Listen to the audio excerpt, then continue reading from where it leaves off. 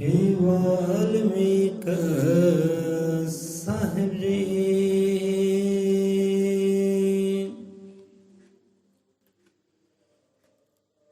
वही एक ब्रह्म, वही एक ब्रह्म, वही एक ब्रह्म।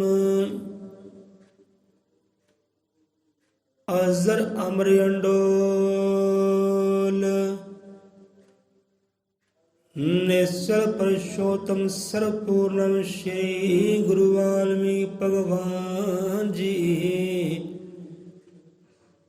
सया सचराचरम।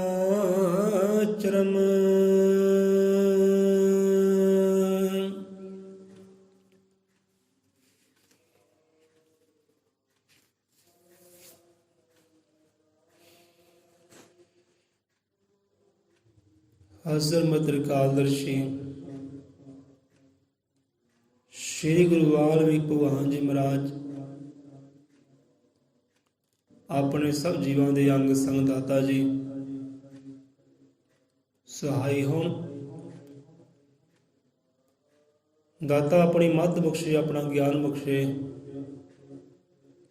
नामदान सब जीवां बख्शिश करे। वैसी कृपा निधान करे। सुगरां दे नाम का ओट आसरा लैंदे अज दी विचारधारा शब्द विचार आरंभ करते हैं। कहते कि शब्दों में संभव नहीं गुरु महिमा का गान। सतगुरु गुरुदेव कबीरदास जी, शब्दों में संभव नहीं गुरु महिमा का गान। कि पहले पूजिए गुरु को फिर पूजे भगवान। कहते अपने गुरां दी सिफत सलाह शब्दां राहीं कर सकीए ये तो बहुत मुश्किल है, हो नहीं सकती। अपने गुरु की वड्याई सिफत सलाह करनी हो शब्दां राहीं कहते हो सकती ही नहीं। इन्ना कहते आप कहांगे कि पहले पूजिए गुरु को। कहते भगवान रब नूं परे कर दिओ तो पहला सतगुरु मोरे धर लिओ। इन्ना ही आप कहांगे। जे महिमा की गल है, सिफत सलाह की गल है, वो कदे साडे कोल नहीं होनी। शब्द ही है नहीं इहो जिहे। जिदा कोई अपना प्यारा होवे ना, हाँ कितना प्रेम करदा है, वो कहता शब्द ही है नहीं। मैं मुहब्बत बयान करा, इश्क बयान करा, प्रेम बयान करा, तो शब्द ही है नहीं। इन्ना कहांगे जिन्ना क एक चकोर चानू करदी है उन्ना प्रेम करना। एक भगत भगवंत नूं प्रेम करदा है उन्ना प्रेम करदा है।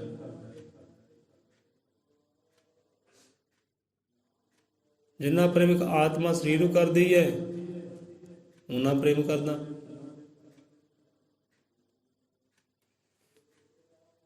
इन्ना कह सकते हैं, पर शब्दां राहीं कहते वो चीज़ बयान नहीं हो सकती। खासकर अपने सतगुर की, अपने रहबर की, पैगंबर की सिफत सलाह कि शब्दों में संभव नहीं गुरु महिमा का गान। पहले पूजिए गुरु को फिर पूजे भगवान। हुण इत्थे भी गुरां दे प्यारे वही गल दोहराउंदे आ। कितों तक मैं लिखा तरीर गुर दी। की कहते लिखीए अपने गुरां दी सिफत सलाह कहते की लिखीए, कितों तक लिखा, कोई अंत ही है नहीं। जब अंत होवे ना भाई आ अंत है, बस इतों तक है, गाह नहीं है। कितों तक कहते लिखा तरीर, कितों तक मैं लिखा तरीर गुर दी, ਉਹਦੇ हथ ब्रह्मंड का सब घेरा। की लिखा सिफत सलाह ਉਹਦੀ, की लिखी ਉਹਦੀਆਂ ਵਡਿਆਈਆਂ, की लिखी ਉਹਦਾ जस, की गाईए ਉਹਦਾ जस। जे हथ ਦੇ ਵਿੱਚ ਕਹਿੰਦੇ पूरा खंड ब्रह्मंड ही विराजमान है, सारे संसार ਨੂੰ ਜਿਹੜਾ ਚਲਾ ਰਿਹਾ है, मालक पालक है। की करिए सिफत सलाह ਉਹਦੀ। ਜਿਹਦਾ ਇਹੀ ਗੱਲ ਸ਼੍ਰੀ ਰਾਮਚੰਦਰ ਨੇ ਦੁਹਰਾਈ ਨਾ ਕਿ ਆਪ ਤ੍ਰਿਕਾਲਦਰਸ਼ੀ ਮੁਨੀਨਾਥਾ विश्व मदर जिम तुमरे हाथा, कि तुम त्रिकालदर्शी मुनिनाथा, तुम त्रिकालदर्शी त्रिकालदर्शी इदा सिद्ध सलाह की रामचंद्र ने दशरथ पुत्र ने उस जगत गुरु की जगत पिता परम पिता की सिद्ध सलाह की अनेक शब्दों में कि तुम त्रिकालदर्शी मुनीनाथा। इन्होंने शब्दों का बंदा विचार करे, इन्होंने शब्दों दीयां गहराइयां विच खुब्बे गवावे, अपने आप नूं सोझी आएगी कि मेरा गुरु है की है। जगत पिता क्या है उन्होंने, परम पिता क्या उन्होंने, संस्कृत के पितामह क्या है, ज्ञान के पितामह क्या है, शब्द गुरु क्या है। सो जिन्होंने जानिया ना, जिन्हें पहचानिया, जो पहुंचे मंजिल तक, उन्होंने किया ना, दूजे ने नहीं किया। दूजे ने नहीं किया, जो पहुंचा उस तक वो नहीं किया, दूजे ने नहीं किया। सो कितों तक मैं लिखा तेरे गुर दी, उहदे हथ ब्रह्मण दा सब घेरा, तुम त्रिकालदर्शी मुनीनाथा विश्वदर सतमरे हाथा। कहते सिद्ध सलाह की कि आप मुनिया के नाथ हो, महर्षियों के महर्षि हो, मालक हो, पालक हो। नाथ कहते मालक नूं, आप मुनीनाथा हो, कहते ऋषियां मुनिया दे आप मालक हो, त्रिकालदर्शी हो, तिन्ना कलां दे ज्ञाता हो। विश्व बदल सब तुम, सारा विश्व कहते आपदे हाथ दे विच बेर दी समान है, सारा विश्व ब्रह्मंड। इत्थे उही गल, उहदे हथ ब्रह्मंड दा सब घेरा। वाल्मीक नारायण गुरदेव जीओ, ओ बाप है कुल जहान चेरा। कहंदे सारिਆਂ ਦਾ बाप है भाई, आदर मैन सारे दी मां है। कहंदे ते यही गल संत पूरनाथ भी समझाउंदे है। उत्थे उन्होंने ही परम पिता परमेश्वर क्या है, पिता क्या है, बाप क्या है। इत्थे भी वही गल, वाल्मीक नारायण गुरदेव जी हो, नारायण नर भी है, नारायण भी है, भाग पुरख भी है तो भगवान भी है। वाल्मीक नारायण गुरदेव जी हो, वो बाप है कुल जहान चेरा। ये सारे संसार का कहते हो पिता परमेश्वर है, बापू है वो, ते सारा जहान चेरा है। भाव के दा सिरजिया होया एक सिख कह लो, पुत कह लो, ये चीज है। कहते सारा जहान वो एक परिवार है, एक वो बाप है कुल जहान चेरा। बापू की किते बच्चे की पहचान हो जाए,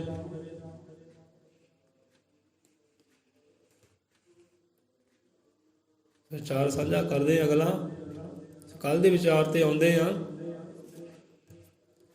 सो बाणी भाई निखारदी है, बाणी सवारदी है, बाणी ना बंदा जुड़े। क्योंकि बेसमझां नूं जो अज बाणी पढ़दे गल आई कि बेसमझां नूं ज्ञान देने वास्ते परमात्मा खुद आया ते ज्ञान की रचना की। जिहड़ा ज्ञानी से ना अज्ञानियां नूं ज्ञान देने लई रचना की वाणी दी, ज्ञान दी। लै भाई आ तुहानूं चीज़ ज्ञान देवेगी, तुहाडे राह रोशन करेगी, सुख लैके आएगी तुहाडे हिरदे अंदर। चारे पासे रोशनियां ही रोशनियां हो जाएगियां, अंधेरा तां रहेगा नहीं। आ चीज़ तुहानूं दित्ती, वो बाणी, ਉਹਦੀ कहानी। सो कल के विचार से आते हैं। सो साडी कोशिश होंदी है बाणी जो गाईए पढ़ीए तो बड़े सहज के नाल, मिठास के नाल, तां जो एक एक शब्द हर एक को समझ आवे, अगला बंदा भी समझना चाहे। हुण जिहड़ा समझना चाहे ना तो समझ भी उन्होंने ही आनी, भाई दूजे नूं नहीं आनी।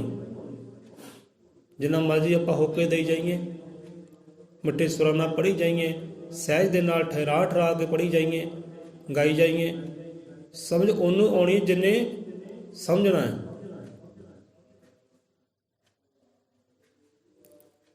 ਅੱਜ ਦੀ ਬਾਣੀ ਅੰਦਰ ਪਰਮ ਪਿਤਾ ਪਰਮਾਤਮਾ ਆਦਿ ਕਵੀ ਸਿਫਤ ਸਲਾਹ ਆਈ ਹੈ। ਦੱਸਿਆ ਉਹਦੇ ਪਿਆਰਿਆਂ ਨੇ, ਭਗਤਾਂ ਨੇ, ਸੰਤਾਂ ਨੇ, ਗੁਰੂਆਂ ਨੇ ਕਿਹਾ ਵੀ ਉਹ ਹਸਤੀ ਕੀ ਹੈ। ਸਾਰੀ ਸਿਫਤ ਸਲਾਹ ਆਈ ਹੈ ਆਦਿ ਕਵੀ ਦੀ। ਸੋ ਗਿਆਨ ਵਿਹਾਉਣੇ ਨੂੰ ਕਦੇ ਗਿਆਨ ਦੇਣ ਵਾਸਤੇ ਬਾਣੀ ਦੀ ਰਚਨਾ ਕੀਤੀ ਉਹਨੇ, ਸ਼ਬਦ ਦੀ ਰਚਨਾ ਕੀਤੀ, ਆਪਣਾ ਨਾਵਾਂ ਦਿੱਤਾ, ਇਹੀ ਤੁਹਾਨੂੰ ਗਿਆਨ ਦੇ ਸਕਦਾ ਹੈ। ਸੋ ਕੱਲ ਦਾ ਵਿਚਾਰ ਕਿ ਜੋ ਆਪਣੇ ਨਹੀਂ ਸੀ ਨਾ, ਉਹ ਕਦੇ ਸਮਝ ਵੀ ਗਏ ਤੇ ਖੁਸ਼ੀਆਂ ਦੇ ਆਨੰਦ ਦੇ ਪਾਤਰ ਹੀ ਬਣ ਗਏ। ਜੋ ਆਪਣੇ ਨਹੀਂ ਸੀ ਤੇ ਜਿਹੜੇ ਆਪਣੇ ਸੀ ਉਹ ਨਾ ਤਾਂ ਪਰਮ ਸੁਖ ਦੇ ਪਾਤਰ ਬਣ ਸਕੇ, ਨਾ ਉਹ ਆਨੰਦ ਦੇ ਪਾਤਰ ਬਣ ਸਕੇ, ਨਾ ਹੀ ਉਹ ਸਮਝ ਸਕੇ ਜੋ ਆਪਣੇ ਸੀ। ਹੁਣ ਇਹ ਸ਼ਬਦਾਂ ਨੂੰ ਸਮਝੀਏ ਇੱਕ ਵਾਰੀ ਫਿਰ। ਹੁਣ ਇਹ ਆਪਣਾ ਇੱਥੇ ਕੌਣ ਤੇ ਪਰਾਇਆ ਕੌਣ ਹੈ? ਜੇ ਆਪਣੇ ਪਰਾਏ ਦੀ ਗੱਲ ਕਰੀਏ, ਗੁਰਬਾਣੀ ਕਹਿੰਦੀ ਕਿ ਨਾ ਬਈ ਕੋਈ ਆਪਣਾ ਪਰਾਇਆ ਕੋਈ ਹੈ ਨਹੀਂ, ਨਾ ਕੋਈ ਬੈਰੀ ਨਾ ਕੋਈ ਪਰਾਇਆ, ਸਗਲ ਸੰਗੀ ਆਪਣੀ ਬਣ ਆਈ। ਜਿਹੜਾ ਜੀਵ ਆਪਣੇ ਅੰਦਰੋਂ ਪ੍ਰਕਾਸ਼ ਨੂੰ ਵੇਖ ਲੈਂਦਾ, ਜੋਤ ਨੂੰ ਵੇਖ ਲੈਂਦਾ ਹੈ, ਉਹਦੇ ਵਾਸਤੇ ਬੇਗਾਨਾ ਕੋਈ ਰਹਿ ਜਾਂਦਾ ਹੀ ਨਹੀਂਗਾ। ਉਹਦੇ ਵਾਸਤੇ ਕੋਈ ਵੀ ਬੇਗਾਨਾ ਨਹੀਂ ਹੈ। ਗੁਰੂ ਵਾਸਤੇ, ਰੱਬ ਵਾਸਤੇ ਕੋਈ ਵੀ ਬੇਗਾਨਾ ਨਹੀਂ ਹੈ। ਆਹ ਗੱਲ ਨੂੰ ਸਮਝਣ ਦੀ ਲੋੜ ਹੈ। ਪਰ ਆਪਣਾ ਇੱਥੇ ਕੌਣ ਤੇ ਪਰਾਇਆ ਕੌਣ ਹੈ? ਕਿਹਨੂੰ ਸਮਝ ਆ ਗਈ ਤੇ ਕਿਹੜੀ ਬੇਸਮਝ ਰਹਿ ਗਏ?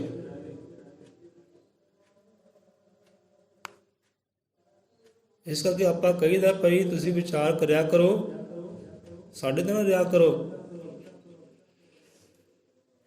ਸਾਡਾ ਹੀ ਭਾਈ ਸਿਰ ਹਿੱਲ ਜਾਂਦਾ ਹੈ। ਹਾਂਜੀ, ਬਾਣੀ ਪੜ੍ਹਦਿਆਂ ਸਿਰ ਨੂੰ ਦਬਾਇਆ ਹੈ, ਹਿੱਲਦਾ ਹੈ ਸਿਰ ਭਾਈ, ਮਜ਼ਾਕ ਨਹੀਂ ਹੈ। ਸੋ ਬੰਦਾ ਸਮਝੇ।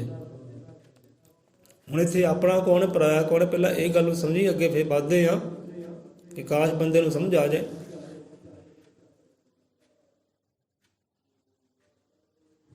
ਹੁਣ ਦੇਖੋ, ਬੰਦਾ ਕਹਿੰਦਾ ਕਿ ਭਾਈ ਮੈਂ ਵਾਲਮੀਕ ਹਾਂ ਨਾ, ਤੇ ਸਾਡਾ ਗੁਰੂ ਜਿਹੜਾ ਉਹ ਵਾਲਮੀਕ ਹੈ, ਸਾਡੀ ਜਾਤੀ ਵਾਲਮੀਕ ਹੈ। ਪੇਪਰਾਂ ਵਿੱਚ ਵੀ ਲਿਖਵਾ ਦਿੱਤਾ, ਲਿਖ ਦਿੱਤਾ, ਪੱਕੇ ਹੋ ਗਏ। ਇਹ ਚੀਜ਼ ਮੰਨ ਲਿਆ ਕਿ ਅਸੀਂ ਵਾਲਮੀਕ ਹਾਂ, ਸਾਡਾ ਗੁਰੂ ਹੈ, ਮੰਨ ਲਿਆ। ਇਹ ਚੀਜ਼ ਨੂੰ ਬਾਹਰੋਂ ਮੰਨ ਲਿਆ, ਇਹ ਹੋ ਗਏ ਉਹਦੇ ਆਪਣੇ, ਉਹ ਰੱਬ ਦੇ ਗੁਰੂ ਦੇ ਆਪਣੇ ਹੋ ਗਏ। ਬਾਹਰੋਂ ਤਾਂ ਚੀਜ਼ ਨੂੰ ਮੰਨ ਲਿਆ ਕਿ ਸਾਡਾ ਗੁਰੂ ਹੈ, ਸਾਡਾ ਈਸ਼ਟ ਹੈ, ਸਾਡਾ ਰੱਬ ਹੈ, ਅਸੀਂ ਵਾਲਮੀਕ ਆ ਭਾਈ। ਕੋਈ ਸਾਡੇ ਅੰਦਰ ਉਹ ਵਾਲਮੀਕ ਦਾ ਵਾਸਾ ਹੈ, ਉਹ ਰੱਬ ਦਾ ਕਹਿੰਦੇ ਵਾਸਾ ਹੈ। ਗੱਲ ਸਮਝਣ ਦੀ ਹੈ। ਐਵੇਂ ਲੋਕੀ ਕਹਿੰਦੇ ਸੀ ਵਾਲਮੀਕੀ ਹੈ ਭਾਈ। ਵਾਲਮੀਕੀ ਉਹੀ ਹੈ ਜਿਹਦੇ ਅੰਦਰ ਉਹ ਵਾਲਮੀਕ ਦਾ ਵਾਸਾ ਹੈ, ਭਾਵ ਕੋ ਰੱਬ ਦਾ ਵਾਸਾ ਹੋ ਗਿਆ, ਉਹ ਸੱਚ ਦਾ ਵਾਸਾ ਹੋ ਗਿਆ, ਉਹ ਗਿਆਨ ਦਾ ਵਾਸਾ ਹੋ ਗਿਆ। ਉਹੀ ਹੈ, ਕਹਿ ਦਿੱਤਾ ਆਪਣੇ ਹੋ ਗਏ ਜੀ, ਉਹ ਹੋ ਗਏ ਆਪਣੇ। ਜਿਹਨਾਂ ਨੇ ਮੰਨ ਲਿਆ ਕਿ ਵਾਲਮੀਕ ਸਾਡਾ ਹੈ, ਗੁਰੂ ਹੈ, ਰੱਬ ਹੈ, ਕੁਝ ਵੀ ਹੈ, ਉਹ ਹੋ ਗਏ ਆਪਣੇ। ਠੀਕ ਹੈ। ਪਰ ਆਪਣੇ ਬਾਹਰੋਂ ਤਾਂ ਮੰਨ ਲਿਆ, ਪਰ ਅੰਦਰੋਂ ਉਹਨਾਂ ਨੇ ਆਪਣਾ ਨਹੀਂ ਮੰਨਿਆ। ਅੰਦਰੋਂ ਆਪਾਂ ਇੱਕ ਪਲ ਵੀ ਨਹੀਂ ਮੰਨਿਆ। ਬਾਹਰੋਂ ਮੰਨ ਲਿਆ, ਬਾਹਰੋਂ ਲਿਖ ਦਿੱਤਾ, ਲਿਖਵਾ ਲਿਆ ਤੇ ਆਪਣੇ ਹੋ ਗਏ, ਪਰ ਅੰਦਰੋਂ ਨਹੀਂ ਮੰਨਿਆ। ਅੰਦਰੋਂ ਮੰਨਦੇ ਕਿੱਦਾਂ? ਜੇ ਉਹਦੀ ਸਿੱਖੀ ਕੋਲ ਹੁੰਦੀ, ਉਹਦਾ ਗਿਆਨ ਕੋਲ ਹੁੰਦਾ, ਉਹਦੀ ਮੱਤ ਗਿਆਨ ਹੁੰਦੀ, ਉਹਦਾ ਨਾਵਾਂ ਕੋਲ ਹੁੰਦਾ, ਜੋ ਪਰਮ ਸੁੱਖ ਪਰਮ ਆਨੰਦ ਵੱਲ ਲੈ ਕੇ ਜਾਂਦਾ, ਉਹ ਸ਼ਬਦ ਹੁੰਦਾ। ਭਾਗ ਬਾਹਰੋਂ ਕਹਿ ਦਿੱਤਾ ਕਿ ਹਾਂ ਵੀ ਅਸੀਂ ਉਹਦੇ, ਉਹ ਸਾਡਾ ਹੈ, ਆਪਣਾ। ਪਰ ਆਪਣਾ ਕਹਿੰਦੇ ਆਪਣੇ ਨਾ ਤਾਂ ਖੁਸ਼ ਹੋਏ ਤੇ ਨਾ ਤਾਂ ਸਮਝ ਸਕੇ, ਬੇਸਮਝ ਹੀ ਰਹਿ ਗਏ, ਦੁਖੀ ਲਾਚਾਰ ਹੀ ਰਹਿ ਗਏ। ਕਿਉਂਕਿ ਉਹਨਾਂ ਨੇ ਆਪਣਾ ਮੰਨਿਆ ਪਰ ਬਾਹਰੋਂ ਮੰਨਿਆ। ਤੇ ਇੱਕ ਜੀਵ ਉਹ ਹੋਏ ਜਿਨ੍ਹਾਂ ਨੇ ਬਾਹਰੋਂ ਨਹੀਂ ਮੰਨਿਆ, ਕਹਿੰਦੇ ਨਹੀਂ ਇਹ ਤਾਂ ਉਹ ਹੈ, ਇਹ ਉਹ ਹੈ, ਤੇ ਇਹ ਉਹ ਹੈ, ਤੇ ਇਹ ਉਹ ਹੈ, ਇਹ ਇੱਦਾਂ ਤੇ ਇੱਦਾਂ ਦੂਰ ਕੀਤਾ। ਉਹਨਾਂ ਨੂੰ ਬਾਹਰੋਂ ਦੂਰ ਕੀਤਾ ਪਰ ਅੰਦਰੋਂ ਉਹ ਚੀਜ਼ ਨੂੰ ਮੰਨ ਗਏ ਕਿ ਹਾਂ ਵੀ ਇਹੀ ਸੱਚ ਹੈ, ਇਹੀ ਰਚਨਹਾਰ ਹੈ, ਇਹੀ ਕਰਤਾ ਧਰਤਾ ਹੈ, ਇਹੀ ਸਭਨਾਂ ਦਾ ਪਿਤਾ ਪਰਮੇਸ਼ਰ, ਇਹੀ ਸਭਨਾਂ ਦਾ ਬਾਪੂ ਹੈ, ਇਹੀ ਲੇਖ ਵਿਧਾਤਾ ਹੈ। ਉਹਨਾਂ ਨੇ ਅੰਦਰੋਂ ਮੰਨਿਆ ਤੇ ਬਾਹਰੋਂ ਠੁਕਰਾ ਦਿੱਤਾ। ਧਿਆਨ ਕਰੋ ਇਹੋ ਜਿਹੇ ਜੀਵ ਕਿਹੜੇ ਹੈ, ਇਹੋ ਜਿਹਾ ਸਮਾਜ ਕਿਹੜਾ ਹੈ। ਅੰਦਰੋਂ ਚੀਜ਼ ਨੂੰ ਮੰਨ ਲਿਆ ਪਰ ਬਾਹਰੋਂ ਠੁਕਰਾ ਦਿੱਤਾ। ਅੰਦਰੋਂ ਉਹਦੀ ਕਿਰਤ ਨੂੰ, ਉਹਦੀ ਰਚਨਾ ਨੂੰ, ਉਹਦੀ ਬਾਣੀ ਨੂੰ ਸਾਂਭ ਲਿਆ, ਸੰਭਾਲ ਲਿਆ ਤੇ ਉੱਦਾਂ ਚੱਲੇ, ਉਹਨੂੰ ਪੂਜਣਾ ਕਰ ਲਿਆ। ਜੋ ਉਹਦੀ ਕਿਰਤ ਸੀ ਨਾ, ਜੋ ਉਹਦੀ ਬਾਣੀ ਸੀ, ਜੋ ਵੇਦ ਗ੍ਰੰਥ ਸੀ, ਉਹਨਾਂ ਵੇਦਾਂ ਨੂੰ ਸਾਂਭ ਲਿਆ, ਗ੍ਰੰਥਾਂ ਨੂੰ ਸਾਂਭ ਲਿਆ, ਉਹਨਾਂ ਅਨੁਸਾਰ ਚੱਲਣ ਲੱਗ ਪਏ, ਪੂਜਣ ਲੱਗ ਪਏ। ਭਾਵ ਉਹਨਾਂ ਨੇ ਬਾਹਰੋਂ ਨਹੀਂ ਮੰਨਿਆ, ਅੰਦਰੋਂ ਮੰਨ ਲਿਆ। ਬਾਹਰੋਂ ਪਰਾਏ ਰਹਿ ਗਏ, ਬਾਹਰੋਂ ਰਹਿ ਗਏ ਪਰਾਏ, ਬਾਹਰੋਂ ਰਹਿ ਗਏ ਬੇਗਾਨੇ, ਅੰਦਰੋਂ ਆਪਣਾ ਮੰਨ ਲਿਆ। ਹੁਣ ਇੱਥੇ ਜਿਹੜੇ ਬੇਗਾਨੇ ਸੀ ਨਾ, ਉਹ ਸਮਝ ਵੀ ਗਏ ਤੇ ਪਰਮ ਸੁੱਖ ਆਨੰਦ ਵੀ ਲੈ ਗਏ। ਉਹ ਆਨੰਦ ਕਿੱਦਾਂ ਲੈ ਗਏ? ਉਹਦੀ ਕਿਰਤ ਨੂੰ ਪੂਜ ਕੇ, ਭਾਵ ਕਿ ਉਹਦੀ ਬਾਣੀ ਨੂੰ ਮੰਨ ਕੇ, ਸਿੱਖੀ ਨੂੰ ਮੰਨ ਕੇ, ਗਿਆਨ ਨੂੰ ਮੰਨ ਕੇ ਪਰਮ ਸੁੱਖ ਦੀ, ਪਰਮ ਆਨੰਦ ਦੀ ਪ੍ਰਾਪਤੀ ਕਰ ਗਏ। ਤੇ ਜਿਹੜੇ ਆਪਣੇ ਸੀ ਉਹਨੇ ਬਾਹਰੋਂ ਮੰਨਿਆ ਬਸ, ਪਰ ਉਹਦੇ ਗਿਆਨ ਨੂੰ, ਸਿੱਖੀ ਨੂੰ, ਬਾਣੀ ਨੂੰ ਕਦੇ ਮੰਨਿਆ ਹੀ ਨਹੀਂ। ਆਨੰਦ ਤਾਂ ਉਹਨੇ ਦੇਣਾ ਸੀ ਨਾ।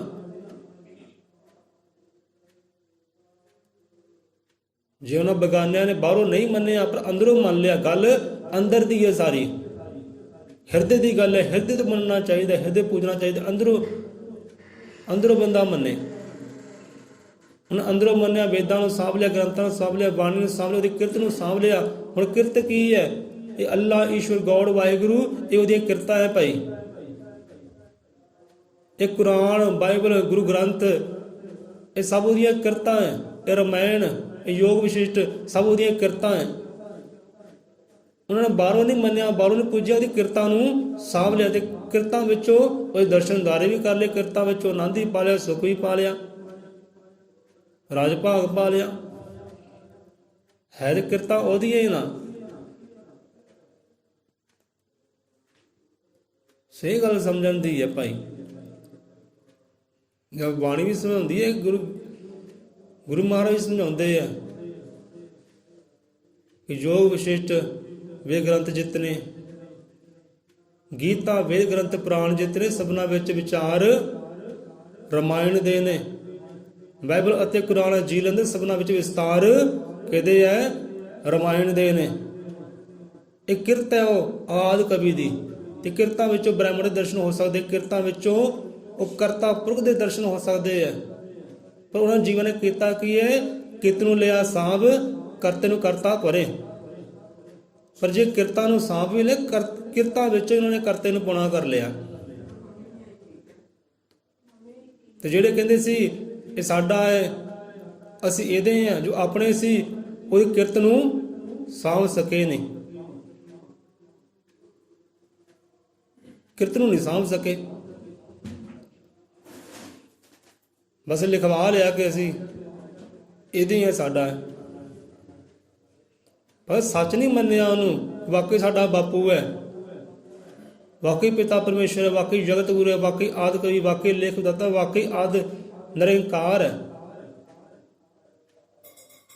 ਆਦਿ ਵਾਲਮੀਕਿ ਨਮੋ ਨਮਾ, ਆਦਿ ਵਾਲਮੀਕਿ ਨਮੋ ਨਮਾ। ਭਾਵ ਕਿ ਨਮਸਕਾਰ ਹੈ, ਪ੍ਰਣਾਮ ਹੈ, ਸਤਿ ਕਰਤਾਰ ਹੈ ਉਸ ਆਦਿ ਨੂੰ, ਉਸ ਵਾਲਮੀਕ ਨੂੰ, ਰੱਬ ਨੂੰ ਕਹਿੰਦੇ ਪ੍ਰਣਾਮ ਹੈ, ਕੋਟ ਨੂੰ ਕੋਟ ਧੰਨਵਾਦ ਹੈ ਉਹਦਾ, ਜਿਹੜਾ ਆਦਿ ਤੋਂ ਹੈ, ਜਿਹੜਾ ਸ਼ੁਰੂਆਤ ਤੋਂ ਹੈ, ਜੋ ਆਰੰਭ ਤੋਂ ਹੈ। ਉਹ ਕਹਿੰਦੇ ਆਦਿ ਕਵੀ ਨੂੰ ਮੇਰਾ ਨਮਸਕਾਰ ਹੈ ਭਾਈ। ਇਹ ਹਿਰਦੇ ਦੀ ਗੱਲ, ਅੰਦਰ ਦੀ ਗੱਲ। ਆਦਿ ਵਾਲਮੀਕਿ ਨਮੋ ਨਮਾ। ਜਿਹੜਾ ਵਾਲਮੀਕ, ਜਿਹੜਾ ਰੱਬ ਆਦਿ ਤੋਂ ਹੈ ਨਾ, ਉਹਨੂੰ ਪ੍ਰਣਾਮ ਹੈ ਕਹਿੰਦੇ। ਹੁਣ ਇਹੀ ਚੱਕਰ ਹੈ ਸਾਰਾ ਭਾਈ। ਜੋ ਆਪਣੇ ਸੀ ਉਹ ਸੁੱਖਾਂ ਦੇ ਪਾਤਰ ਵੀ ਨਹੀਂ ਬਣ ਸਕੇ, ਆਨੰਦ ਦੇ ਪਾਤਰ ਵੀ ਨਹੀਂ ਸਕੇ, ਉਹਨੂੰ ਜਾਣ ਵੀ ਨਹੀਂ ਸਕੇ, ਪਹਿਚਾਣ ਵੀ ਨਹੀਂ ਸਕੇ ਤੇ ਸਮਝ ਵੀ ਨਹੀਂ ਸਕੇ। ਜਿਹੜੇ ਬੇਗਾਨੇ ਸੀ, ਜਿਹਨਾਂ ਨੇ ਬਾਹਰੋਂ ਨਹੀਂ ਮੰਨਿਆ, ਬਾਹਰੋਂ ਧਰਕਾ ਰਿਹਾ ਹੈ, ਬਦਨਾਮ ਕੀਤਾ ਹੈ, ਪਰ ਉਹਦੀ ਕਿਰਤ ਨੂੰ ਸਾਂਭ ਲਿਆ, ਉਹਦੇ ਵੇਦਾਂ ਗ੍ਰੰਥਾਂ ਨੂੰ ਸਾਂਭ ਲਿਆ, ਉਹਦੀ ਬਾਣੀ ਨੂੰ ਸਾਂਭ ਲਿਆ ਤੇ ਆਨੰਦ ਪਾ ਗਏ, ਸੁੱਖ ਪਾ ਗਏ, ਰਾਜ ਭਾਗ ਪਾ ਗਏ, ਸਮਝ ਵੀ ਗਏ। ਉਹ ਸੇ ਕਿਰਤਾਂ ਹੈ ਭਾਈ, ਕੁਰਾਨ ਹੈ, ਬਾਈਬਲ ਹੈ, ਗੁਰੂ ਗ੍ਰੰਥ ਹੈ, ਅਜੀਰ ਹੈ, ਜਿੰਨੇ ਪਾੜ ਪੋਤੀਆਂ ਸਾਰੀਆਂ ਉਹਦੀਆਂ ਕਿਰਤਾਂ ਹੈ। ਉਹੀ ਰਚਨਹਾਰ ਹੈ ਸਭਨਾਂ ਦਾ। ਹੁਣ ਦੇਖੋ, ਜੇ ਕਹਿੰਦੇ ਨਾ ਕਿ ਜੇ ਮਹਾਰਿਸ਼ੀ ਰਮਾਇਣ ਨਾਲ ਲਿਖਦੇ ਕਿਵੇਂ ਰਾਮ ਜੀ ਦਾ ਹੁੰਦਾ ਅਵਤਾਰ, ਪਾਪਾਂ ਦੀ ਨਾ ਲੰਕਾ ਸਰਦੀ ਤੇ ਨਾ ਰਾਖਸ਼ ਦਾ ਹੁੰਦਾ ਉਧਾਰ। ਬੰਦਾ ਆਹ ਸੱਚ ਨੂੰ ਸਮਝੇ ਤੇ ਜੁੜੇ ਉਹ ਸੱਚ ਦੇ ਨਾਲ, ਉਹ ਹੱਕ ਦੇ ਨਾਲ, ਆਪਣੇ ਪਿਤਾ ਪਰਮੇਸ਼ਵਰ ਦੇ ਨਾਲ, ਬਾਪੂ ਨਾਲ ਜੁੜੇ ਆਪਣੇ ਦੇ ਨਾਲ, ਇਹ ਗੱਲ ਨੂੰ ਸਮਝੇ।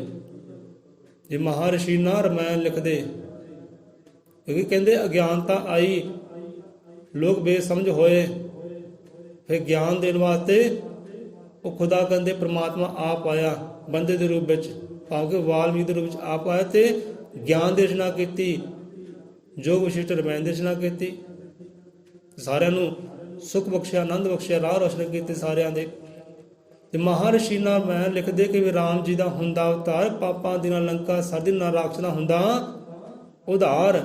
ਅੱਗੇ ਹੀ ਬਹੁਤ ਪਿਆਰੇ ਬਚਨ ਹੈ ਇਸੇ ਸ਼ਲੋਕ ਦੇ ਅੰਦਰ, ਦੋਹਰੇ ਅੰਦਰ। ਹੁਣ ਇਹ ਗੱਲ ਨੂੰ ਸਮਝੀ, ਜੇ ਉਹ ਆਦਿ ਕਵੀ ਨਾ ਹੁੰਦੇ,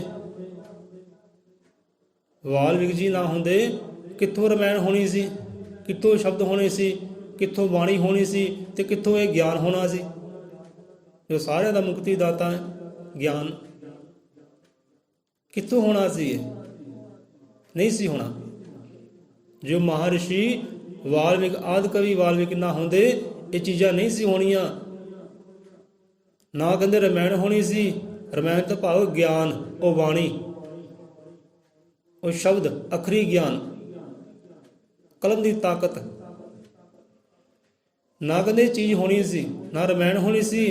ਜੇ ਰਮਾਇਣ ਹੋਈ ਤਾਂ ਫਿਰ ਯੋਧੇ ਸੂਰਮੇ ਹੋਏ, ਸੰਤ ਭਗਤ ਹੋਏ, ਰਿਸ਼ੀ ਗੁਰੂ ਅਵਤਾਰ ਹੋਏ। ਜੇ ਰਮਾਇਣ ਹੋਈ ਤਾਂ ਹੋਏ, ਕਿਉਂਕਿ ਇਹੋ ਜਿਹੀ ਕਹਾਣੀ ਰਚੀ ਵਿਦਾਤਾ ਨੇ, ਲਿਖਾਰੀ ਨੇ, ਇਹੋ ਜਿਹੀ ਕਹਾਣੀ ਰਚਨਾ ਕੀਤੀ, ਇਹੋ ਜਿਹੇ ਕਿਰਦਾਰ ਰਚਨੇ ਕੀਤੇ। ਆਹ ਸਮੇਂ ਆ ਆਏਗਾ, ਆਹ ਸਮੇਂ ਆ ਆਏਗਾ, ਆਹ ਸਮੇਂ ਆ ਆਏਗਾ, ਆ ਕਰੇਗਾ ਤਾਂ ਆ ਕਰੇਗਾ। ਕਹਾਣੀ ਰਚੀ ਉਹਨੇ, ਰਮਾਇਣ ਰਚੀ। ਜੇ ਮਹਾਰਿਸ਼ੀ ਵਾਲਮੀਕ ਨਾ ਹੁੰਦੇ, ਉਹ ਆਦਿ ਕਵੀ ਨਾ ਹੁੰਦੇ, ਨਾ ਤਾਂ ਰਮਾਇਣ ਹੋਣੀ ਸੀ। ਜੇ ਰਮਾਇਣ ਨਾ ਹੁੰਦੀ ਤੇ ਰਾਮਚੰਦਰ, ਦਸ਼ਰਥ, ਜਨਕ ਵਰਗੇ ਜਾਂ ਹੋਰ ਜਿੰਨੇ ਵੀ ਕਲਯੁਗ ਅੰਦਰ ਗੁਰੂ ਪੀਰ ਹੈ, ਇਹ ਕਦੇ ਹੋਣੀ ਨਹੀਂ ਸੀ। ਇਹ ਨਹੀਂ ਸੀ ਹੋਣੇ ਕਦੇ, ਕਿਉਂਕਿ ਸਤਯੁਗ ਤੋਂ ਲੈ ਕੇ ਕਲਯੁਗ ਤੱਕ ਦੀ ਸਾਰੀ ਕਹਾਣੀ ਪਹਿਲੇ ਦਰਜ ਕੀਤੀ ਉਹਨੇ ਕਿ ਸਤਯੁਗ ਵਿੱਚ ਆ ਹੋਏਗਾ, ਆ ਆਏਗਾ, ਦੁਆਪਰ ਵਿੱਚ ਆ ਹੋਏਗਾ, ਆ ਆਏਗਾ, ਤ੍ਰੇਤਾ ਵਿੱਚ ਆ ਹੋਏਗਾ ਤੇ ਆ ਆਏਗਾ, ਆ ਕਰਨੀ ਕਰੇਗਾ, ਕਲਯੁਗ ਵਿੱਚ ਆ ਹੋਣਗੇ ਤੇ ਆ ਕਰਨੀ ਕਰਨਗੇ। ਇਹ ਪਹਿਲੇ ਹੀ ਦਰਜ ਕੀਤਾ ਉਹਨੇ, ਬਾਅਦ ਚ ਨਹੀਂ। ਇਹ ਸੱਚ ਹੈ, ਇਹ ਬਾਪੂ ਦੀ ਕਿਰਤ ਹੈ।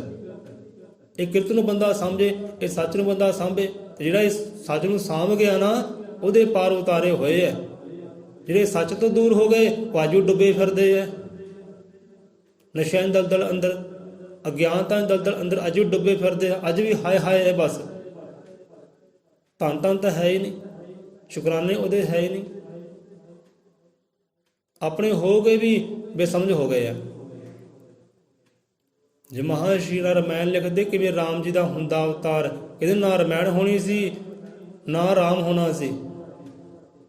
ਜੇ ਰਮਾਇਣ ਹੋਈ ਤਾਂ ਰਾਮ ਹੋਇਆ, ਜੇ ਰਾਮ ਹੋਇਆ ਤੇ ਸੀਤਾ ਹੋਈ ਹੈ। ਰਾਮ ਹੋਇਆ, ਬਨਵਾਸ ਦੇ ਗਏ, ਬਨਵਾਸ ਮਿਲਿਆ। ਬਨਵਾਸ ਕੀ ਮਿਲਿਆ ਉਹਨਾਂ ਨੂੰ? 14 ਸਾਲ ਦਾ ਪ੍ਰਚਾਰ ਮਿਲਿਆ। ਭਗ ਤੁਸੀਂ ਧਰਮ ਪ੍ਰਚਾਰ ਕਰਨਾ ਹੈ, ਤੁਸੀਂ ਹੱਕ ਦੇ ਹੁੱਕੇ ਦੇਣੇ ਹੈ, ਉਹ ਸੱਚ ਦੇ ਹੁੱਕੇ ਦੇਣੇ ਹੈ। ਇਹ ਤੁਹਾਨੂੰ 14 ਸਾਲ ਦੀ ਕਮਾਈ, ਕਮਾਵੋ ਇਹ ਚੀਜ਼। ਇਹ ਬਨਵਾਸ ਉਹਨਾਂ ਨੂੰ ਮਿਲਿਆ ਸੀ। ਕਿ ਤੁਸੀਂ ਧਰਮ ਦਾ, ਹੱਕ ਦਾ, ਸੱਚ ਦਾ ਪ੍ਰਸਾਰ ਕਰਨਾ ਹੈ। ਜਾਓ ਕਹਿੰਦੇ 14 ਸਾਲ ਇਦਾਂ ਗੁਜ਼ਾਰੋ, ਦੇਸ਼ ਦੇਸ਼ ਨਗਰ ਨਗਰ ਜਾ ਕੇ, ਗ੍ਰਾਮ ਗ੍ਰਾਮ ਜਾ ਕੇ ਸੱਚ ਧਰਮ ਦੇ ਹੁੱਕੇ ਦਿੱਤੇ। ਇਹ ਬਨਵਾਸ ਮਿਲਿਆ ਰਾਮਚੰਦਰ ਨੂੰ। ਮਹਾਰਿਸ਼ੀ ਨਾ ਹੁੰਦੇ, ਨਾ ਰਮਾਇਣ ਹੋਣੀ ਸੀ, ਨਾ ਰਾਮਚੰਦਰ ਹੋਣੇ ਸੀ, ਕਿਹਨੇ ਬਨਵਾਸ ਕੱਟਣਾ ਸੀ ਭਾਈ? ਨਾ ਸੀਤਾ ਹੋਣੀ ਸੀ। ਬਨਵਾਸ ਕੱਟਿਆ, ਚਲੋ ਸੱਚ ਦੇ ਹੁੱਕੇ ਦਿੱਤੇ। ਜੇ ਸੀਤਾ ਨਾ ਹੁੰਦੀ ਫਿਰ ਰਾਮ ਨੇ ਫਿਰ ਕਿਹਨੂੰ ਧਰਕਾਰਨਾ ਸੀ, ਕਿਹਨੂੰ ਵਿਛੋੜਨਾ ਸੀ? ਹੁਣ ਸੀਤਾ ਨੂੰ ਬਨਵਾਸ ਮਿਲਿਆ, ਸੀਤਾ ਮਹਿਲਾਂ ਚੋਂ ਨਿਕਲੀ ਹੈ ਨਾ। ਸੋ ਸਾਰੀ ਕਰਨੀ ਉਹ ਆਦਿ ਕਵੀ ਦੀ ਹੈ। ਕੋਈ ਸ਼ਿਕਵੇ ਕਰਦਾ, ਕੋਈ ਸ਼ਿਕਾਇਤਾਂ ਕਰਦਾ, ਸਾਰੀ ਉਹਦੀ ਲੀਲਾ ਹੈ। ਉਹੀ ਆਪਣੀ ਲੀਲਾ ਨੂੰ ਜਾਣਦਾ, ਕੀ ਕਰਨਾ ਕੀ ਨਹੀਂ ਕਰਨਾ। ਸੀਤਾ ਕਹਿੰਦੇ ਮਹਿਲੋਂ ਕੱਢੀ ਗਈ। ਜੇ ਚੀਜ਼ ਉਹ ਹੈ ਸੀ, ਜੇ ਰਮਾਇਣ ਹੈ ਸੀ, ਲੇਖ ਵਿਦਾਤਾ ਹੈ ਸੀ, ਤਦ ਇਹ ਗੱਲਾਂ ਬਾਤਾਂ ਹੋਈਆਂ ਨਾ। ਜੇ ਨਾ ਹੁੰਦੇ, ਨਾ ਰਮਾਇਣ ਹੋਣੀ ਸੀ, ਨਾ ਰਾਮਚੰਦਰ ਹੋਣਾ ਸੀ, ਨਾ ਸੀਤਾ ਹੋਣੀ ਸੀ, ਨਾ ਉਹਨਾਂ ਨੂੰ ਬਨਵਾਸ ਮਿਲਣਾ ਸੀ। ਫਿਰ ਦੁੱਖਾਂ ਦੀ ਮਾਰੀ ਸੀਤਾ ਉਹ ਲੇਖ ਵਿਦਾਤਾ ਦੇ ਚਰਨਾਂ ਵਿੱਚ ਗਈ। ਪਿਤਾ ਪਰਮੇਸ਼ਵਰ ਆਪਣਾ ਜਾਣਿਆ, ਪੁੱਤਰੀ ਬਣ ਕੇ ਰਹੀ। ਤੇ ਉੱਥੇ ਜਾ ਕੇ ਫਿਰ ਲਵ ਦਾ, ਕੁਛ ਦਾ ਪ੍ਰਗਟ ਨਾ ਕਹਿੰਦੇ ਹੋਇਆ ਕੱਖਾਂ ਵਿੱਚ ਉਹ ਆਦਿ ਕਵੀ ਨੇ ਪ੍ਰਾਣ ਪਾਏ। ਅੱਗਿਓ ਅੰਸ਼ ਚੱਲਿਆ, ਵੰਸ਼ ਚੱਲਿਆ। ਜੇ ਸੀਤਾ ਨੂੰ ਉੱਥੇ ਨਾ ਪਹੁੰਚਦੀ ਤੇ ਕਿੱਥੋਂ ਲਵ ਨੇ ਹੋਣਾ ਸੀ, ਕਿੱਥੋਂ ਕੁਛ ਨਹੀਂ ਹੋਣਾ ਸੀ। ਜੇ ਕੁਛ ਨਾ ਹੁੰਦੇ ਤਾਂ ਕਿੱਥੋਂ ਗੁਰੂ ਨਾਨਕ ਹੋਣਾ ਸੀ। ਬੋਲੇ ਸੋ ਨਿਰਭੈ। ਤਾਂ ਅੱਜ ਕਿਹਦੀ ਜੈ ਜੈਕਾਰ ਹੋਣੀ ਸੀ ਭਾਈ? ਜੇ ਕੁਛ ਨਾ ਹੁੰਦੇ ਇਹ ਗੁਰੂ ਕਿੱਥੋਂ ਹੋਣੇ ਸੀ, ਇਹ ਰਹਿਬਰ ਕਿੱਥੋਂ ਹੋਣੇ ਸੀ, ਸਾਡੇ ਰਾਹ ਰੋਸ਼ਨ ਕਿਹਨੇ ਕਰਨੇ ਸੀ? ਇਹ ਉਹਦੀ ਕਰਨੀ ਹੈ ਭਾਈ। ਇਹ ਸੱਚ ਹੈ, ਇਹ ਬਾਪੂ ਦੀ ਕਿਰਤ ਹੈ, ਇਹ ਬਾਪੂ ਦਾ ਕਮਾਇਆ ਹੋਇਆ, ਦਿੱਤਾ ਹੋਇਆ ਧਨ ਦੌਲਤ ਹੈ ਸਾਨੂੰ। ਇਹ ਤੁਹਾਨੂੰ ਕਹਿੰਦੇ ਕਮਾਓ, ਇਹ ਸੱਚ ਨੂੰ ਕਮਾਓ। ਜਾਣੋ ਆਪਣੇ ਪਿਤਾ ਪਰਮੇਸ਼ਵਰ ਨੂੰ, ਬਾਪੂ ਨੂੰ ਕਹਿੰਦੇ ਜਾਣੋ, ਪਛਾਣ ਕਰੋ, ਸੱਚ ਨੂੰ ਜਾਣੋ। ਇਹ ਹੈ ਸੱਚ। ਇੱਥੇ ਜੈ ਜੈਕਾਰ ਕਹਦੀ ਹੈ ਭਾਈ। ਇਸ ਕਰਕੇ ਆਪਾਂ ਕਹਿਣਾ ਕਿ ਸਮਝਿਆ ਕਰੋ ਸਾਡੇ ਬਚਨਾਂ ਨੂੰ, ਕਿ ਜੋ ਆਪਣੇ ਸੀ ਨਾ ਉਹ ਬੇਸਮਝ ਰਹਿ ਗਏ, ਅਗਿਆਨੀ ਰਹਿ ਗਏ,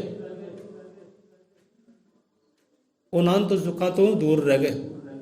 ਤੇ ਜਿਨ੍ਹਾਂ ਨੇ ਮੰਨਿਆ ਨਹੀਂ, ਉਹਨੇ ਕਿਰਤ ਨੂੰ ਸਾਂਭ ਲਿਆ, ਭਾਵ ਕਿ ਉਹਦੀ ਬਾਣੀ ਨੂੰ ਸਾਂਭ ਲਿਆ, ਉਹਦੇ ਗਿਆਨ ਨੂੰ ਸਾਂਭ ਲਿਆ, ਤੇ ਉਹਨਾਂ ਦੇ ਪਾਰ ਉਤਾਰੇ ਹੋ ਗਏ। ਸਾਡੇ ਕੋਲ ਨਾ ਤਾਂ ਉਹਦੀ ਬਾਣੀ ਹੈ ਤੇ ਨਾ ਉਹਦੀ ਕਹਾਣੀ ਹੈ। ਜਾਂ ਕੋਈ ਬੰਦਾ ਕਹਦੇ ਲੱਗ ਸਾਡੇ ਕੋਲ ਆਦਰ ਰਮਾਇਣ ਹੈ, ਸਾਡੇ ਕੋਲ ਯੋਗ ਵਿਸ਼ਿਸ਼ਟ ਹੈ, ਸਾਡੇ ਕੋਲ ਉਹਦਾ ਦਿੱਤਾ ਹੋਇਆ ਗਿਆਨ ਹੈ ਭਾਈ। ਕੋਈ ਬੰਦਾ ਕਹਦੇ, ਉੱਠ ਕੇ ਕੋਈ ਆ ਜਾਏ ਤਾਂ ਨਹੀਂ। ਬਸ ਆਹ ਚੀਜ਼ ਹੈ। ਬਾਹਰੋਂ ਮੰਨ ਲਿਆ ਕਿ ਹਾਂ ਵੀ ਆਪਣਾ ਹੈ, ਪਰ ਅੰਦਰੋਂ ਅੱਜ ਤੱਕ ਨਹੀਂ ਮੰਨ ਸਕੇ। ਗੱਲ ਅੰਦਰ ਦੀ ਹੈ। ਅੰਦਰੋਂ ਕਹਿੰਦੇ ਮਨ ਪਿਆਰਿਆ, ਅੰਦਰੋਂ ਉਹਨੂੰ ਬਾਪੂ ਮੰਨ ਲੈ, ਪਿਤਾ ਮੰਨ ਲੈ, ਅੰਦਰੋਂ ਮਨ, ਤਾਂ ਤੇਰੇ ਪਾਰ ਉਤਾਰੇ ਹੋਣੇ। ਅੰਦਰੋਂ ਉਹਦੇ ਗਿਆਨ ਨੂੰ ਪ੍ਰਗਟ ਕਰ, ਉਹ ਸੱਚ ਨੂੰ ਪ੍ਰਗਟ ਕਰ ਕਿ ਵਾਕਈ ਉਹ ਸੱਚ ਹੈ। ਜੇ ਮਹਾਂਸ਼ੀ ਵਾਲਮੀਕ ਨਾ ਹੁੰਦੇ, ਨਾ ਰਮਾਇਣ ਹੋਣੀ ਸੀ, ਨਾ ਰਾਮਚੰਦਰ ਹੋਣਾ, ਨਾ ਸੀਤਾ ਹੋਣੀ ਸੀ, ਨਾ ਗੁਰੂ ਪੀਰ ਰਿਸ਼ੀ ਮੁਨੀ ਅਵਤਾਰ ਹੋਣੇ ਸੀ, ਕੁਝ ਨਹੀਂ ਸੀ ਹੋਣਾ। ਨਾ ਗਿਆਨ ਹੋਣਾ ਸੀ, ਨਾ ਸ਼ਬਦੀ ਅੱਖਰ ਹੋਣੇ ਸੀ, ਨਾ ਬਾਣੀ ਹੋਣੀ ਸੀ। ਬਾਣੀ ਤੋਰਨ ਵਾਲਾ ਵੀ ਉਹੀ ਹੈ, ਸਿੱਖੀ ਤੋਰਨ ਵਾਲਾ ਵੀ ਉਹੀ ਹੈ। ਤੇ ਮੋਹਰਾਂ ਲਾਤੀਆਂ ਹੋਣਾ ਤੇ ਭਾਈ ਆ ਹੈ, ਤੋਰਨ ਵਾਲਾ ਚਲਾਉਣ ਵਾਲਾ ਤਾਂ ਕੋਈ ਹੋਰ ਹੀ ਹੈ। ਉਹ ਸੱਚ ਨੂੰ ਬੰਦਾ ਜਾਣੇ ਪਛਾਣੇ। ਕਿਹਨੇ ਬਨਵਾਸ ਕੱਟਣਾ ਸੀ, ਕਿੱਥੇ ਲੱਭ ਹੋਣਾ ਸੀ, ਕਿੱਥੇ ਕੁਛ ਹੋਣਾ ਸੀ, ਨਹੀਂ ਸੀ ਹੋਣਾ। ਤੇ ਕੋਈ ਕਿੱਥੇ ਗੁਰੂ ਪੈਗੰਬਰ ਹੋਣੇ ਸੀ, ਕੁਛ ਦੀ ਖਾਨਦਾਨੀ ਵਿੱਚੋਂ ਕਿਤੋਂ ਬਾਬਾ ਨਾਨਕ ਜੀ ਨੇ ਆਉਣਾ ਸੀ। ਲਵ ਦੀ ਖਾਨ ਵਿੱਚੋਂ ਕਿੱਥੇ ਗੁਰੂ ਗੋਬਿੰਦ ਸਿੰਘ ਦਸਮ ਪਿਤਾ ਨੇ ਹੋਣਾ ਸੀ। ਉਹਨਾਂ ਨੇ ਜਾਣਿਆ, ਉਹਨਾਂ ਪਛਾਣਿਆ, ਤੇ ਉਹਨਾਂ ਨੇ ਦੁਹਾਈਆਂ ਵੀ ਪਾਈਆਂ ਆ, ਜੈ ਜੈਕਾਰ ਵੀ ਬੁਲਾਈ ਹੈ। ਇਹ ਨਹੀਂ ਕਿ ਜੈ ਜੈਕਾਰ ਨਹੀਂ ਬੁਲਾਈ, ਉਹਨਾਂ ਜੈ ਜੈਕਾਰ ਹੀ ਬੁਲਾਈ ਹੈ, ਸਿਫਤਾਂ ਵੀ ਗਾਈਆਂ ਉਹਨਾਂ ਨੇ। ਪਰ ਸਾਡੀ ਰਸਨਾ ਖਾਲੀ ਰਹਿ ਗਈ ਸੀ ਸਿਫਤਾਂ ਤੋਂ। ਇੱਥੇ ਦੁੱਖ ਹੁੰਦਾ, ਇੱਥੇ ਪੀੜਾ ਹੁੰਦੀ ਹੈ। ਸਾਡੇ ਵੱਸ ਹੁੰਦਾ ਨਾ ਕਿਤੇ, ਅਸੀਂ ਘਰ ਘਰ ਦੇ ਵਿੱਚ ਸਪੀਕਰ ਲਵਾ ਦਿੰਦੇ, ਲੈ ਵੀ ਸੁਣੋ, ਧੱਕੇ ਨਾਲ ਸੁਣਾਉਂਦੇ। ਸਾਡੇ ਵੱਸ 'ਚ ਨਹੀਂ ਹੈ। ਕਹਿੰਦੇ ਜੇ 40-45 ਘਰ ਹੈ ਵਾਲਮੀਕੀਆਂ ਦੇ, ਤੇ 40-45 ਸਪੀਕਰ ਲਾ ਦੀਆਂ ਘਰ ਘਰ ਦੇ ਅੰਦਰ, ਤਾਂ ਜੇ ਕਿਤੇ ਨਾ ਕਿਤੇ ਗਿਆਨ ਦਾ ਛੱਟਾ ਤਾਂ ਪਵੇ, ਸੋਝੀ ਤਾਂ ਆਵੇ। ਜੇ ਮਹਾਰਿਸ਼ੀ ਨਾ ਰਮਾਇਣ ਲਿਖਦੇ ਕਿਵੇਂ ਰਾਮ ਜੀ ਦਾ ਹੁੰਦਾ ਅਵਤਾਰ, ਪਾਪਾਂ ਦੀ ਨਾ ਲੰਕਾ ਸਰਦੀ ਤੇ ਨਾ ਰਾਖਸ਼ਾਂ ਦਾ ਹੁੰਦਾ ਉਧਾਰ। ਇਹ ਜ਼ੁਲਮ ਰਹਿਣੇ ਸੀ, ਅਤਿਆਚਾਰ ਰਹਿਣੇ ਸੀ, ਇਹ ਪਾਪਾਂ ਦੇ ਉਧਾਰ ਨਹੀਂ ਸੀ ਹੋਣੇ। ਜੇ ਉਹ ਸੰਤ ਨਾ ਤੋਰਦਾ, ਆਪਣੇ ਭਗਤ ਨਾ ਤੋਰਦਾ, ਔਰ ਰਹਿਬਰਾਂ ਨੂੰ ਤੋਰਨਾ ਨਾ ਕਰਦਾ, ਪਹਿਲੇ ਰਚਨਾ ਕਰ ਦਿੱਤੀ ਆ ਵੀ ਹੋਣਾ ਹੈ। ਨਹੀਂ ਤਾਂ ਬਾਣੀ ਕੋ ਪੜ੍ਹ ਕੇ ਦੇਖ ਲੈ, ਵਿਚਾਰ ਕੇ ਦੇਖ ਲੈ, ਸਭ ਦਾ ਜ਼ਿਕਰ ਆਉਂਦਾ ਹੈ ਭਾਈ। ਸੋ ਕੁਰਾਨ ਹੋਈ ਹੈ, ਬਾਈਬਲ ਹੋਈ ਹੈ, ਗੁਰੂ ਗ੍ਰੰਥ ਸਾਹਿਬ ਹੋਏ ਹੈ, ਸਭ ਉਹਦੀ ਰਚਨਾ ਹੈ, ਉਹ ਰਚਨਾ ਤੋਂ ਬਾਹਰ ਨਹੀਂ ਹੈ। ਇਹ ਬਾਣੀ ਸਮਝਾਉਂਦੀ ਸਾਰੀ ਉਹਦੀ ਰਚਨਾ ਕਰਕੇ ਹੀ ਹੈ। ਨਮਸਕਾਰ ਹੈ, ਪ੍ਰਣਾਮ ਹੈ। जितने जग में वेद पुराण सबना में हरि एक के समान, कि नमस्कार सबना को करो, वैर विरोध नहीं मंथरो। सबना ਨੂੰ ਪ੍ਰਣਾਮ ਹੈ। ਪਰ ਜੋ ਰਚਨਹਾਰ ਹੈ ਉਹਦੀ ਪਛਾਣ ਵੀ ਕਰੋ ਭਾਈ, ਉਹਨੂੰ ਵੀ ਪ੍ਰਣਾਮ ਕਰ ਲਿਆ ਕਰੋ, ਉਹਨੂੰ ਨਮਸਕਾਰ ਕਰ ਲਿਆ ਕਰੋ, ਉਹਦੇ ਵੀ ਸ਼ੁਕਰਾਨੇ ਕਰ ਲਿਆ ਕਰੋ। ਸਵਾਸ ਕਰਦੇ ਆ ਤੇ ਸਮਝ ਆ ਗਈ ਹੋਵੇ ਬੰਦੇ ਨੂੰ। ਹੁਣ ਬਾਪੂ ਦੇ ਘਰ ਦੀ ਰੌਣਕ ਦੇਖ ਲਓ, ਤੇ ਹੋਰ ਨਾ ਥਾਵਾਂ ਤੇ ਰੌਣਕ ਦੇਖ ਲਿਓ। ਸਵਾਓ ਇੱਥੇ ਰਸਨਾ ਦਿੰਦੇ ਆ ਵਿਸ਼ਰਾਮ। ਸਮਝਾਉਣ ਵਾਲਾ ਦਾਤਾ ਜੀ ਆਪ ਸਮਝਾਵੇ, ਉਹ ਗਿਆਨ ਦੇਣ ਵਾਲਾ ਆਪ ਗਿਆਨ ਦੇਵੇ, ਉਹ ਸਭਨਾਂ ਨੂੰ ਨਾਮ ਸ਼ਬਦ ਬਖਸ਼ਣ ਵਾਲਾ ਦਾਤਾ ਜੀ ਸਭ ਨੂੰ ਨਾਮ ਦਾਨ ਬਖਸ਼ਿਸ਼ ਕਰੇ, ਤਾਂ ਜੋ ਬੰਦੇ ਨੂੰ ਸਮਝ ਆ ਜਾਏ ਆਪਣੇ ਪਿਤਾ ਪਰਮੇਸ਼ਰ ਦੀ, ਆਪਣੇ ਬਾਪੂ ਦੀ, ਕਿ ਸਾਡਾ ਬਾਪੂ ਹੈ ਕੀ ਹੈ, ਸਾਡਾ ਸਤਿਗੁਰੂ ਹੈ ਕੀ ਹੈ। ਹੁਣ ਜਗਤ ਗੁਰੂ ਕਿਆ ਹੈ, जगत पिता क्या है, परम पिता परमात्मा क्या है, वो आदि कवि क्या है, आदि निरंकार क्या है, उन्होंने अकाल पुरख क्या है। ਸਵਾਣੀ ਵਿੱਚ ਕਈ ਨਾਵੇਂ ਹੈ ਉਹਨਾਂ ਦੇ। ਬੋਲੇ 100 ਰੁਪਏ ਅਜ਼ਰ ਮਤਰਿਕਾਲ ਦਰਸ਼ੀ, ਸ੍ਰਿਸ਼ਟੀ ਕਰਤਾ ਵਾਲਮੀਕ ਦਇਆਵਾਨ ਜੀ ਕੀ ਜੈ। ਜਪਿਆ ਤੇਰਾ ਨਾਮ ਗੋਪਾਲ, ਜੋੜ ਲਵੋ ਚਰਣਾ ਦੇ ਨਾਲ।